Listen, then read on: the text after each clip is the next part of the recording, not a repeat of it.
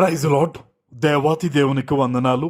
ప్రభు నామమున మీ అందరికీ నా ప్రత్యేకమైన వందనాలు, శుభాలు తెలియజేస్తున్నాను.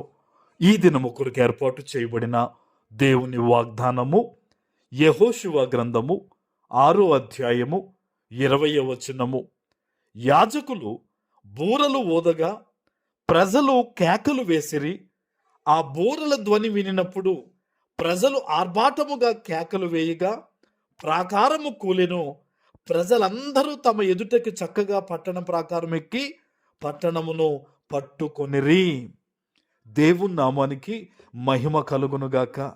ఈ ఉదయకాల సమయంలో సర్వ సృష్టికర్త అయిన నీ తండ్రి నిన్ను ఆశీర్వదించి గొప్ప వాగ్దానాన్ని నీకు అందిస్తూ ఉన్నారు.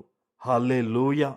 ఎంత గొప్ప వాగ్దానం ఈరోజు నీ తండ్రి నీకు ఇస్తున్నాడంటే, ఆనాడు యెరికో ప్రాకారాలు ఇశ్రాయేలు ఎదుట నిలవలేకుండా పడిపోయినాయంట, కూల్చబడ్డాయంట దేవుని వల్ల. ఈరోజు అదే మాటను దేవుడు నీ జీవితాన్ని ఉద్దేశించి నిన్ను బలపరిచి నీకు ఇస్తూ ఉన్నారు.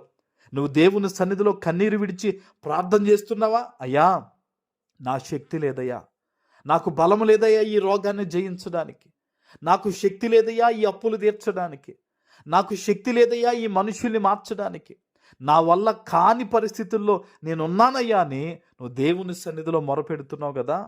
యెరికో వంటి ఎత్తైన ప్రాకారం వలె ఈరోజు నీ జీవితంలో నీ కళ్ళ ముందు కొన్ని పరిస్థితులు అలా ఉన్నాయి కదా.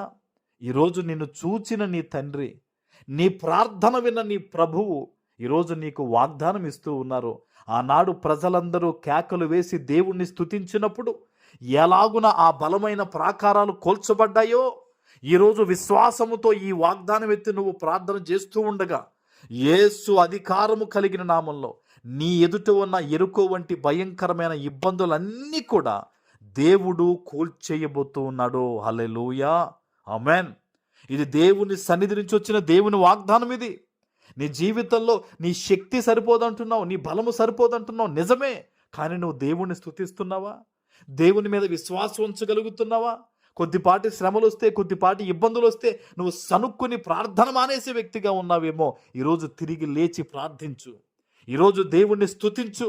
ఎలాంటి పరిస్థితులు నీ చుట్టూ ఉన్నా సరే, యెరికో గోడలను కూల్చిన బలమైన దేవుడే ఈరోజు ఈ వాగ్దానం ద్వారా నీతో మాట్లాడారని నమ్మి నువ్వు స్తుతించి ప్రార్థన చేయగలిగితే, సేవకునిగా చెప్తున్నాను, భయంకరమైన శ్రమలన్నీ, ఎత్తైన ఇబ్బందులన్నీ కూడా నీ ఎదుటి నుంచి దేవుడు పూర్తిగా తొలగించి గొప్ప ఆశీర్వాదం నువ్వు పట్టుకునే విధంగా దేవుడు మార్గాలు తెరవబోతున్నాడు. హల్లెలూయా. చాలా గొప్ప వాగ్దానం ఇది. దేవుడు అంటారు లేఖనంలో, నువ్వు నమ్మితే దేవుని మహిమను చూస్తావని. ఈరోజు బహుశా నువ్వు దేవుని వాగ్దానాన్ని నమ్మడానికి కూడా నీకు చాలా బలహీనమైపోయావేమో ఆత్మీయంగా అన్ని విధంగా. కానీ దేవుడు నీకు మరలా అవకాశం ఇస్తున్నారు. తిరిగిలే, ఆ పాపములోంచిలే, ఆ లోకములోంచిలే, ఆ ఇబ్బందుల్లో పడిపోయావు నువ్వు. నేను ఇంకా రాలేను, నేను పవిత్రురాలి కాదు అని నువ్వు అనుకుంటున్నావు. కానీ నువ్వు తిరిగి లేచి వాళ్ళ మరలా ప్రార్థన చేస్తే, తిరిగి లేచి మరలా దేవుణ్ణి స్తుతించగలిగితే గనక నీ వల్ల నీ జీవితంలో నువ్వు కాదు అనుకున్న ప్రతీదీ కూడా నీకు మేలు కలిగేటట్లు, నీ సమస్తానికి మేలు కలిగేటట్లు దేవుడు అద్భుతంగా తిరిగి ఇచ్చి నిన్ను దీవించబోతూ ఉన్నారు. ఆమేన్. ప్రార్థన చేసుకుందాం. పరిశుద్ధుడా, ప్రేమ కలిగిన తండ్రి, మీకు వందనాలు. ఈ ఉదయకాల సమయంలో మీరిచ్చిన ఈ గొప్ప వాగ్దానము ప్రతి బిడ్డ జీవితంలో నెరవేర్చి స్థిరపరచమని యేసు నామమున ప్రార్థిస్తున్నాను తండ్రి. ఆమేన్.